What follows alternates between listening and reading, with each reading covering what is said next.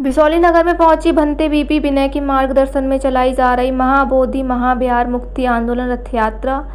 आपको बता दें कि बदायूं जिले के कस्बा बिसौली में भंते बीपी विनय के मार्गदर्शन में चलाई जा रही महाबोधि महाविहार मुक्ति आंदोलन रथ यात्रा लगभग 5 बजे सोमवार को बिसौली नगर में पहुंची, जहां नगर के लोगों ने यात्रा का स्वागत किया। भंते डॉक्टर बीपी विजय ने बताया कि यह रथ यात्रा नोएडा से ज्ञान स्थली बोध गया बिहार तक चलाई जाएगी। इस यात्रा के माध्यम से बीटी एक्ट 1949 को रद्द कराकर बोध गया के महाबोधि महाविहार का प्रबंध बौद्ध समुदाय को सौंपा है। उन्होंने बताया कि महाबोधि महाविहार बोध गया बिहार विश्व धरोहर स्थल में शामिल है और दुनिया भर के बौद्ध की आस्था का बड़ा केंद्र है।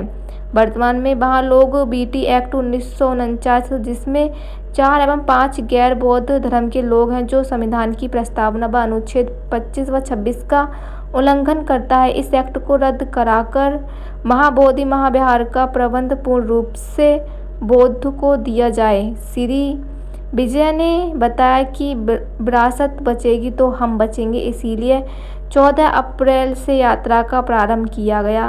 11 मई को बोध गया पहुंचकर 12 मई को यात्रा का समापन किया जाएगा। कोई शांतिपूर्ण देखिए, हम 14 अप्रैल से बाबा साहब डॉक्टर अम्बेडकर के जन्म दिवस वाले दिन दलित प्रेरणा स्थल नोएडा से हम चले, ये यात्रा हम चले, भिक्षुगण चले और हम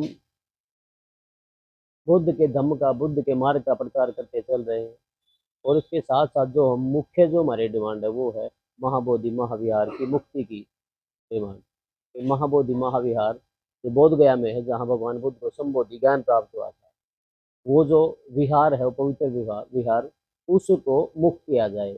उस पे जो अतिक्रमण है गैर धर्म के लोगों, दूसरे धर्म के लोगों का जो अतिक्रमण है, जो बिहार सरकार का अतिक्रमण है, उसको हटा करके पूर्णतः व्यवस्था बौद्धों को सौंपी जाए। ठीक वैसे ही जैसे पोप रहते हैं, तो दिल्ली के पास वो वेटिकन सिटी में रहते हैं, तो वहाँ की सारी व्यवस्था वहाँ के पादरी लोग देखते हैं। जैसे मक्का में जो मस्जिद है, वहाँ भी उनके इमाम लोग उस व्यवस्था को देखते हैं। ऐसे ही जो गुरुद्वारे हैं, उन गुरुद्वारों की व्यवस्था भी गुरुद्वारा प्रबंधन कमेटी देखती है। और हिंदुओं के बड़े बड़े मंदिर हैं, वहाँ भी महंत और संत उस व्यवस्था को देखते हैं, उनकी व्यवस्था को। तमाम धर्मों के लोग ऐसे अब अपनी व्यवस्था को देखते हैं। और ये इसलिए नहीं कि भाई समाज में ऐसी व्यवस्थाएं हैं, ये हमारा संविधान कहता है, प्रियम्बल कहता है कि आप पंथ निरपेक्ष है। हमारा संविधान सभी धर्मों का समान रूप से सम्मान करता है। और आर्टिकल 25 और 26 कहता है कि आप अपने धर्म का प्रचार प्रसार कर सकते हैं, आप किसी भी धर्म को मान सकते हैं, आप अपने धर्म के अनुसार पूजा पद्धति कर सकते हैं, आप अपने इदारे, अपनी संस्थाएं बना सकते हैं और संस्थाओं का विकास कर सकते हैं।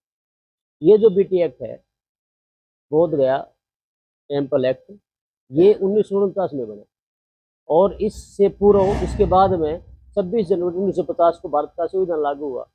जब भारत का संविधान लागू हुआ तो उससे पहले के जो आदेश थे, उससे पहले के जो कानून थे, जो हमारे मूल अधिकारों को, फंडामेंटल राइट्स को जो भी हर्ट करता है, वो या तो स्वतः खत्म हो गया और संविधान लागू हो गया। और ये जो बीटी एक्ट है, बीटी एक्ट के अनुसार वहाँ 4 लोग हिंदू हैं और 4 लोग बौद्धिस्ट हैं और वहाँ के डीएम चेयरमैन है उसके समिति के। तो ये 4 जो उसमें दूसरे धर्म के लोग हैं, हमारा आर्टिकल